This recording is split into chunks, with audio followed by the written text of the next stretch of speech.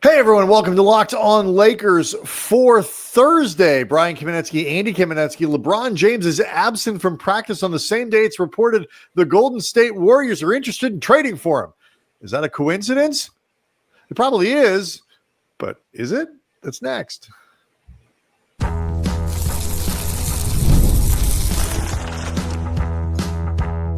You are Locked On Lakers, your daily Los Angeles Lakers podcast, part of the Locked On Podcast Network, your team every day.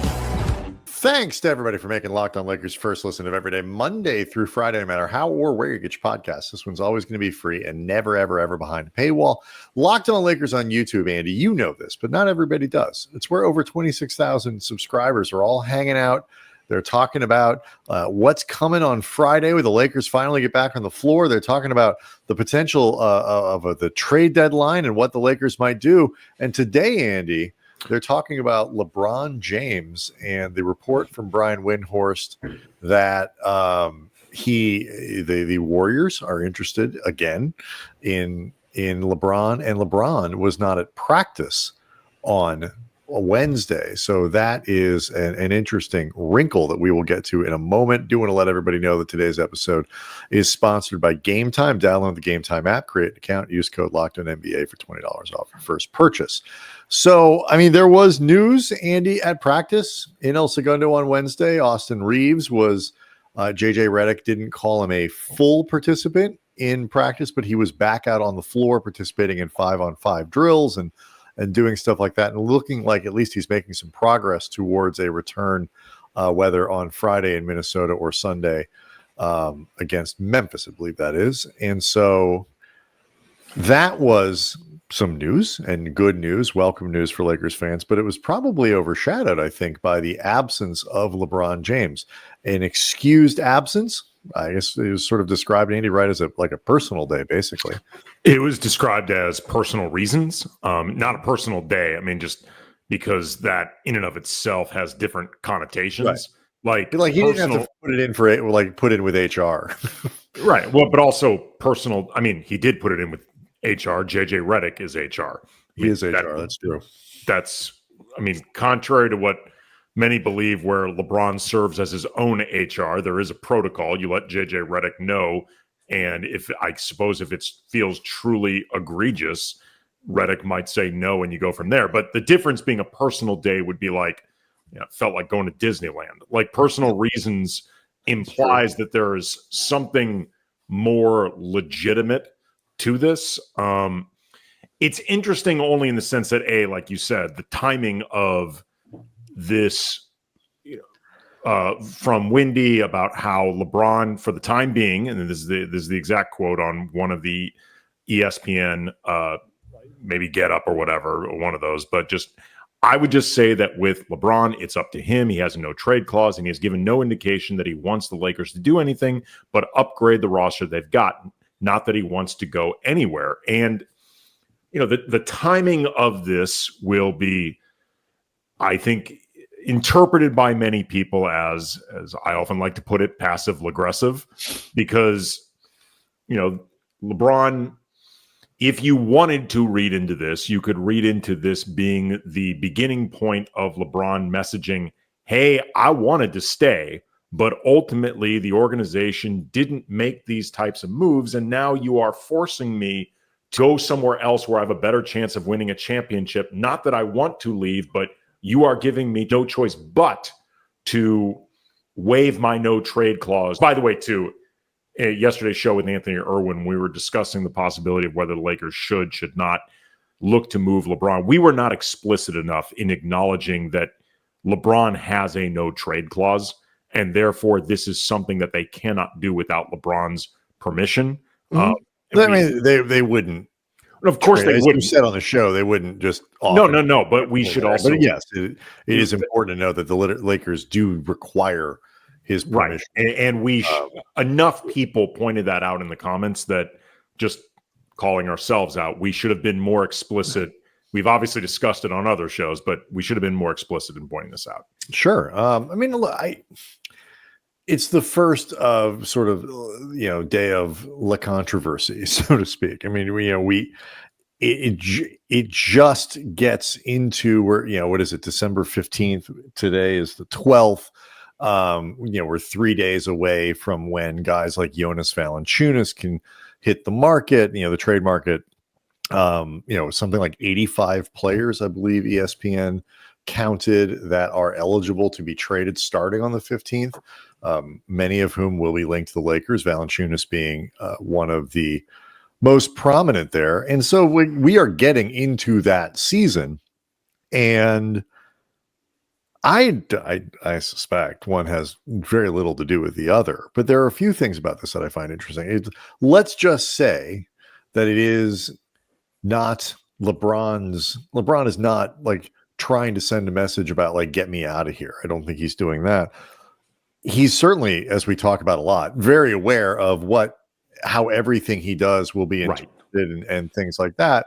And, this notion of he just wants them to improve the roster is, kind of comes through there too, potentially. Like, he knows that his absence from practice, even if it's something completely and totally unrelated, especially at a time when, the report from Windy comes out about the Warriors again, maybe looking to kick the tires on a LeBron deal, as it was over this summer. Yeah, I believe it was no, it was last year. Last year. It was in season. It was in the season before the deadline.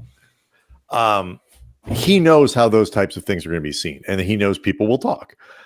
He also knows that because Redick did not give a definitive time as to when LeBron would be back. And so it's not like JJ said, yeah, he was out, for personal reasons today, but he'll be back tomorrow. Or, he'll be back, before we travel, or he'll meet us in Minnesota, or whatever it might be. LeBron's status for that game is not ironclad. Whether that's because of personal reasons, whether that's because of the foot injury, whether the foot injury and the personal reasons are related to each other. I mean, that is also a possibility. I mean, it's one of these deals where people real quick could read into that more, though, because even if it is the foot injury, he could still go to practice. You know what I mean? Like, he could go to practice, but he could. What I mean by that is he's consulting with somebody outside the building. My point about this is basically that it allows people to speculate in a lot of other directions that they want. The one that I find most intriguing isn't really trade related. We already know LeBron wants the Lakers to improve the roster. We already know that until there's a lot of smoke around him wanting to leave LA, that I don't think he wants to go anywhere. You and I have both been very firm about, like, LeBron is not leaving unless he's really pushed in that direction. Had multiple opportunities to leave. The part that I think is intriguing is whether or not this is related even more than the physical fatigue. Because if it was just physical fatigue, they'd be like, we're giving LeBron doesn't need to practice. We're giving him as many days off his feet as we can possibly do. He'll join the team. I think it was, I forget which teammate it was. It's like, it's okay if LeBron's not there. And this Koloko, really, like, he knows what to do. Obviously it makes a difference when you practice with LeBron versus not. I'd say it's obviously important, but like, you could say he's just off his feet this week. What I wonder is, the physical stuff is one thing with LeBron. The mental stuff is another. And I wondered when I saw this news as to whether or not, A, the foot might be a thing, but also if he just needed 3 or 4 days to unplug and recharge mentally, which gets to that larger question I want to ask you about, kind of like, are we seeing signs that this might be a last year that he plays? That maybe things look a little different than they did in the offseason. Let's get to that next. Locked on Lakers is brought to you by Game Time. My daughter is 13, and we have bonded a lot over the years through music. I've always exposed her to, like, adult music, not kids' music. We were not a household playing Barney and crap like that.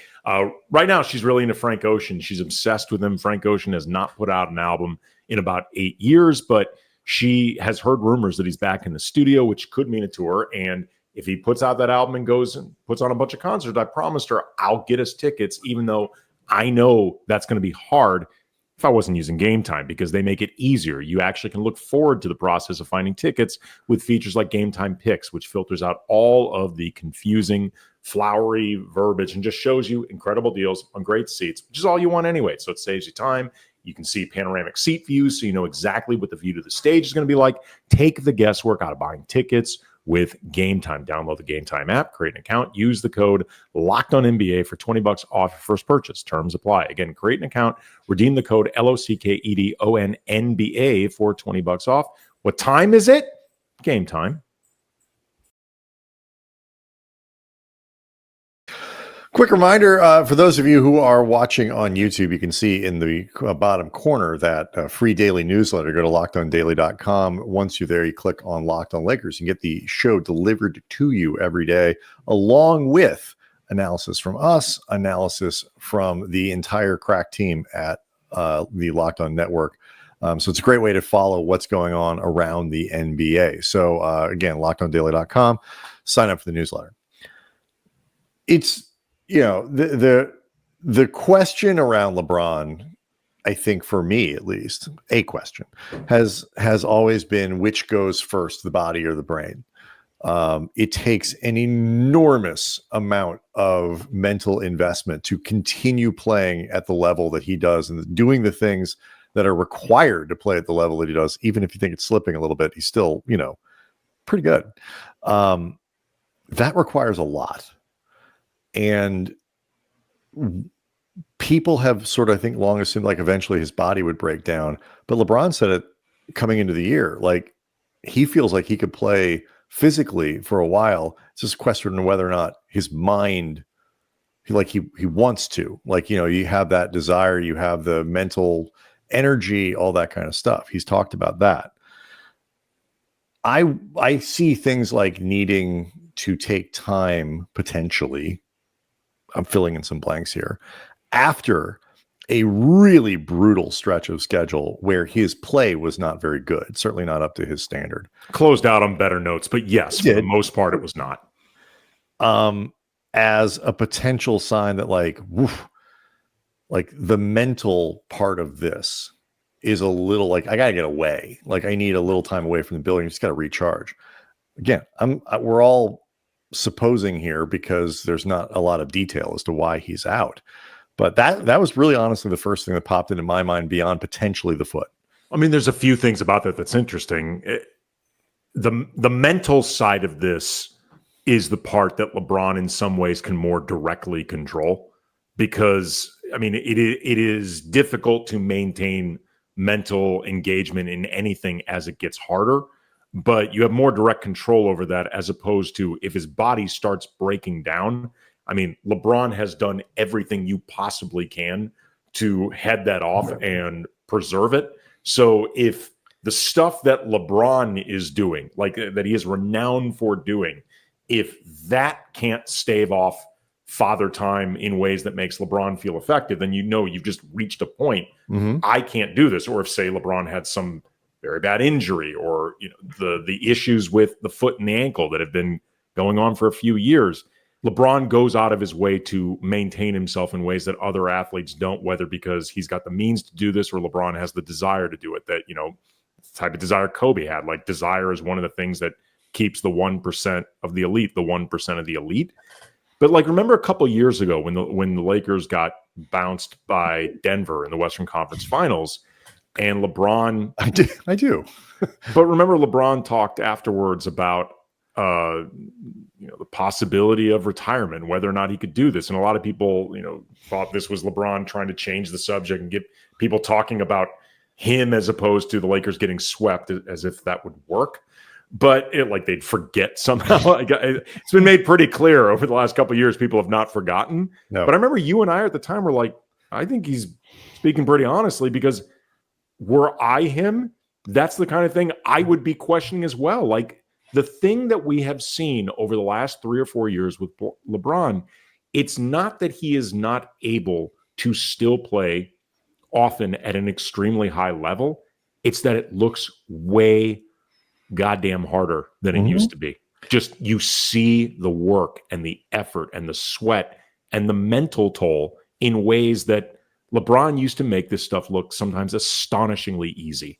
And I think, to your point, from earlier in the segment, that the physical, which is harder, like the physical stuff or the like, in some ways, like you can control the mental aspect of it more than you can control the physical in terms of the end result. Like you can control your preparation physically, which obviously he does. You can't control if this is the day your tendon snaps or if this is the day you land on another player's foot. Like that stuff you can't control. But I would argue that even that with that the mental side of it is much more difficult. And I'm not saying you were arguing otherwise. I'm just like, that was like, the mental stuff's harder. It just is, particularly in year 22, because like you say, you have to be willing to do the extra physical stuff, the extra therapy, the amount of time, and it just becomes like all of our priorities change as we get older. Like, there are certain things that I just don't want to do for work anymore, around travel or, being at every event and being out of the house a lot at night. And I was just like, because I'm different when you're, pushing 50 than when you're pushing 30, when you have no kids or 3 kids. And I am not LeBron James, Andy. And so if I think about those things, and there's certain things mentally I don't want to do for my job, which is a lot easier physically. I just think this mental side of it, and I don't have a problem with him. If let's just say I'm right hypothetically, and like he needs 3 or 4 days to just detach and unplug and come back and recharge, I don't have a problem with it in the slightest. What I do think it indicates is that maybe, because he might still think that he can play physically for another 3 or 4 years or 2 or 3, or whatever the number is, that he might not end up wanting to do that. And that, to me, if he comes to some kind of conclusion that this is going to be his last season, that to me is the one thing that would get him to be like, I want out of LA. Well, that's the only thing I can think of. I'll be honest. I would be stunned if he decided this was his last year. I would too. I'd be very surprised. If for no other reason than I think LeBron wants to do a full-on farewell tour. I get a sense that is something that he would want, and I don't blame him for Lord wanting knows it. The league does. Yeah, absolutely. I mean, the league may say, "Buddy, you ain't retiring this year. Not you ain't making this decision 20-something games." We talked about HR like there's a weird little thing in the CBA that LeBron's not allowed to retire without 20 months notice or something. Like, when Kobe, you and I were covering the team and around it a lot when Kobe went on the eventual farewell tour, you could see that one coming more because Kobe was on the final year of a deal and he was having difficulty just staying on the court. Like the idea of Kobe re-upping, I mean, the Lakers would have done it. I mean, because they would have. They would have maxed him. Oh, of course they would have. But they would have done it, and Jeannie would have said that she was getting a bargain. But like the reality is, like, Kobe was having difficulty getting himself on the floor physically beyond whatever mental and wasn't playing. I mean, say what you want about LeBron and his slip performance. Kobe was a shell of himself by then. LeBron is still pretty good. Right. I mean, Kobe, I think, really wanted, like, it was important to him to not go out with a torn Achilles. And I think he really wanted to beat that challenge of getting back on the court. And he did, he had the finale of all finales, but he was never even remotely the same player as he had been before. So, I mean, we'll get to some other stuff here next. I just think there's so much potentially going on here. And until LeBron sort of explains it, I think people are going to obviously go in all kinds of directions. We've laid out three or four different potential, like maybe it's this, maybe it's that. It could be a combination of a lot of these things.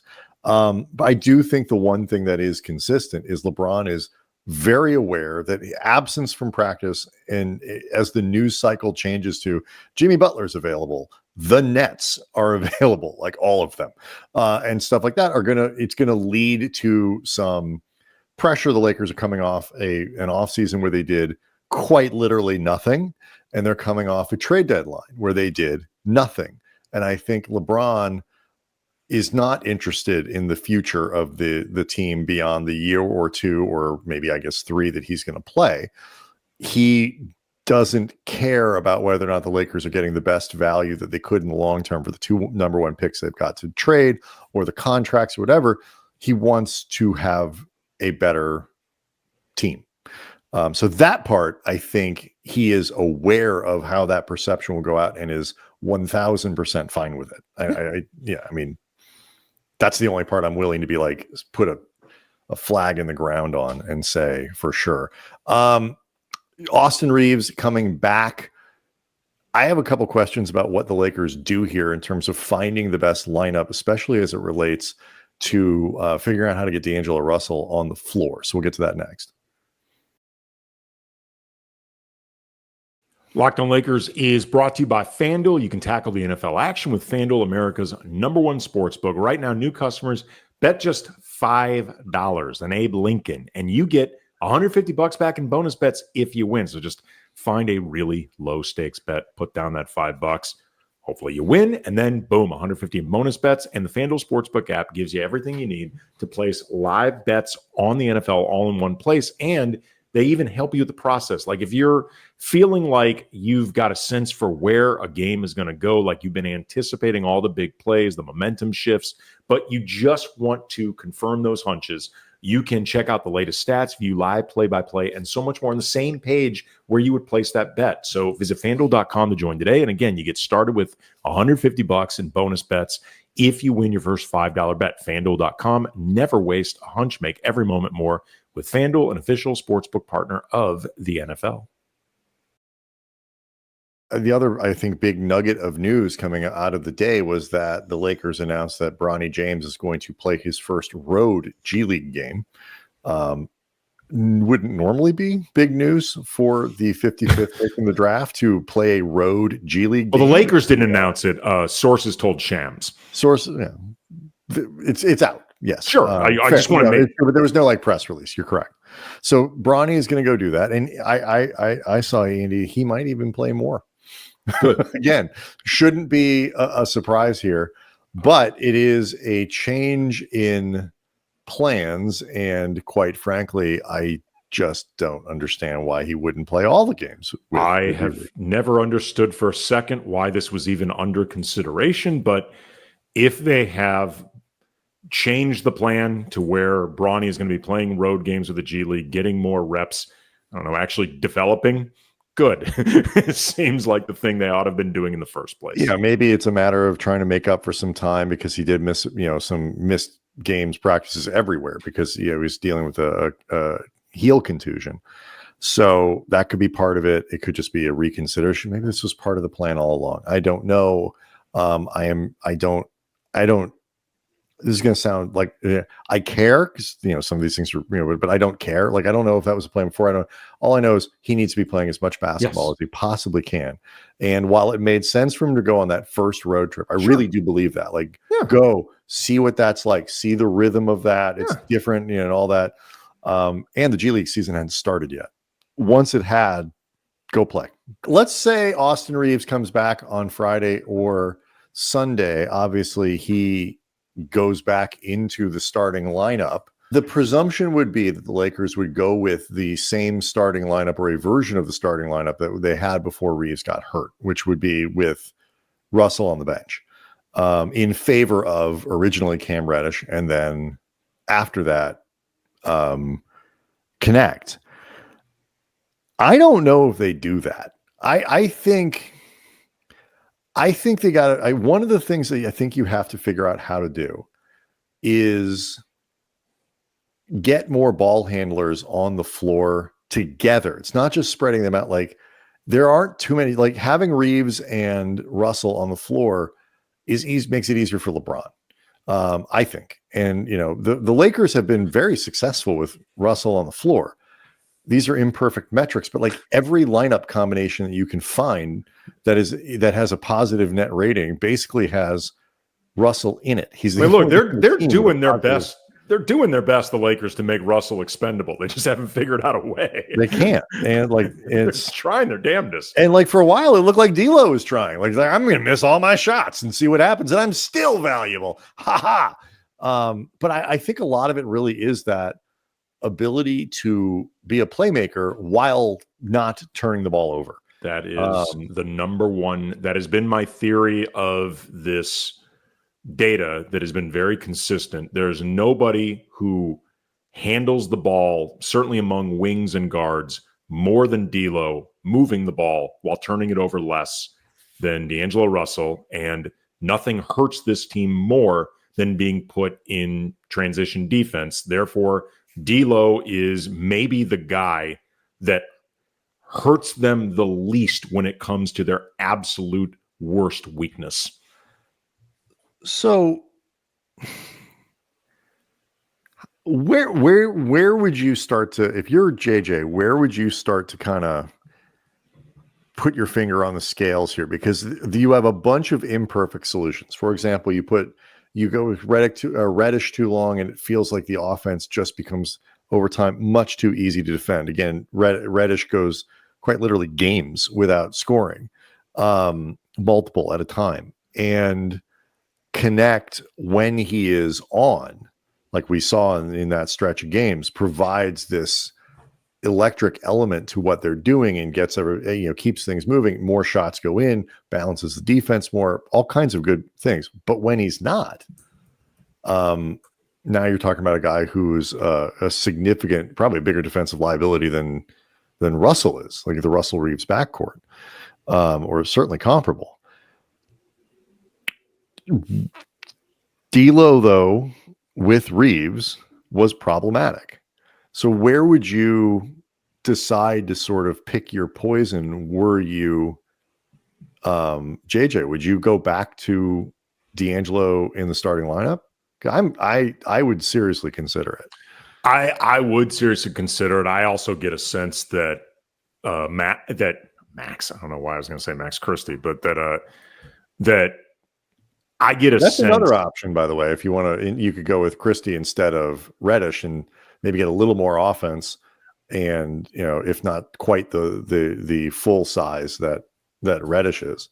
I would, especially with Christie playing better. Sorry, I mean, but no. It's I would be very surprised if that was the route that JJ went with Christie. I think Christie's been doing a good job playing off the bench. My guess is that's where he would keep him.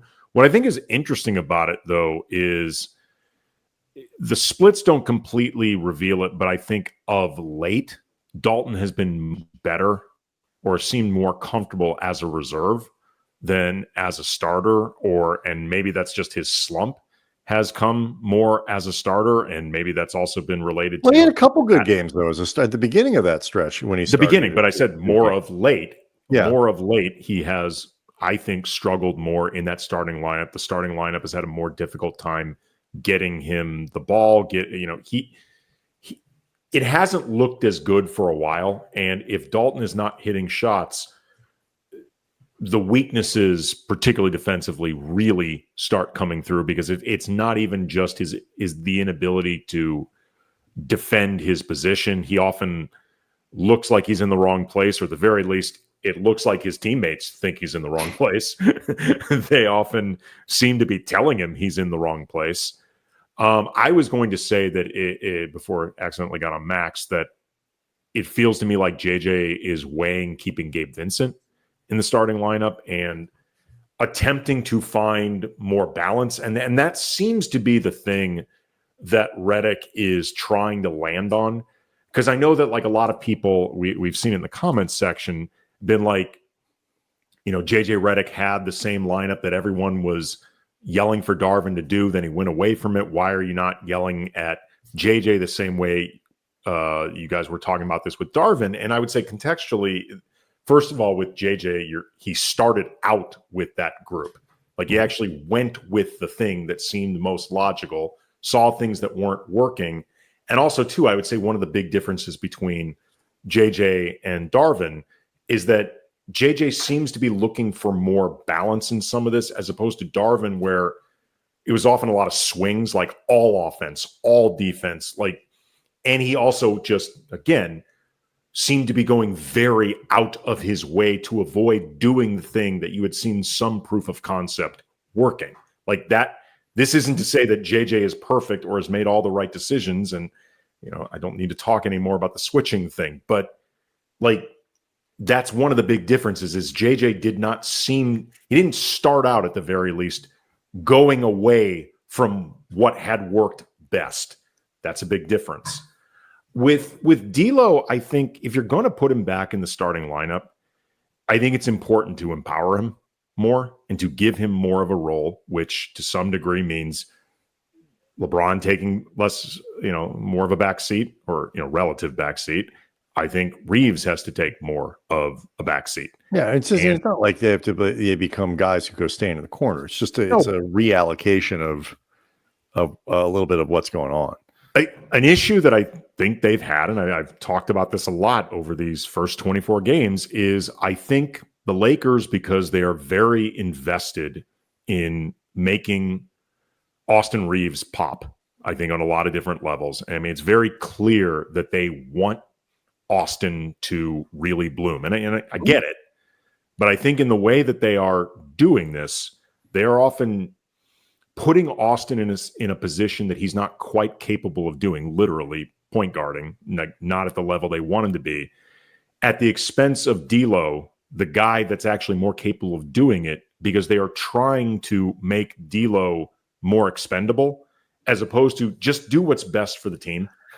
Just do what's best for the team. Do you think it's about making D'Lo more expendable, or trying to, like you said, get the balance of, because I think part of the issue is it doesn't, you can still let Reaves do his stuff and try to elevate him in that way. I think though, but it really is still very important to surround him with a lot of secondary ball handlers, more guys who can move the ball around, more guys who cut, more guys who, and so when the Lakers get stagnant, I think, they have this problem of how do we get as many guys who can really move the ball effectively, both in the front court and the back court on the floor together in combinations that don't completely annihilate us defensively. And every substitution pattern and combination that Redick can come up with, I'm saying a lot of this was true with Darvin too, you are solving one problem by creating another. Let me rephrase it, because if nothing else, I could phrase it a little less cynically. They may not be trying to make D'Lo expendable. I do think they are trying to see how expendable he is. And by giving Reaves more of these elevated responsibilities that normally, and I think in some ways more logically, would go to D'Angelo Russell, because they want to see how much Reaves can handle, because, as it's been made very clear, they are trying to move D'Angelo Russell or find a way to move him. And part of finding a way to move him is showing that you can. Yeah, and with Vincent, there's some similarity there too. I mean, obviously they would include Vincent's contract in anything, but I just feel like I don't think they would have signed Gabe Vincent had they not have thought there was a good chance that D'Lo would be moved.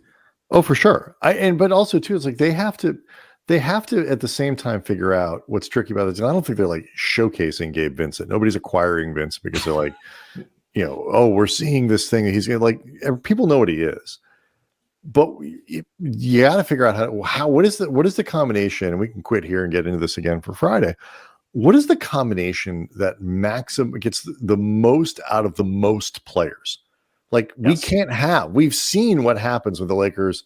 They're exhausted. I mean, Anthony talked about that when Anthony Irwin on for Wednesday. He talked about the impression that he gets when he does, everybody's tired.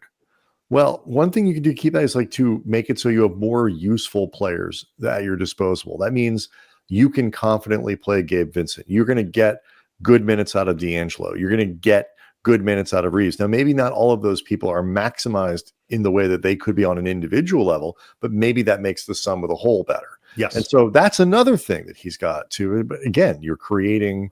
They're thin. they are a thin team. Locked On Lakers on YouTube is where you can go hang out with over 26,000 subscribers to the channel. We will be back, of course, tomorrow to get you ready for the game in Minnesota, let you know who's playing and who might not be playing based on who's there and who isn't. Like, is LeBron back? We don't know yet. All that. Sign up for the newsletter, lockedondaily.com. Click on Locked On Lakers. See everyone tomorrow.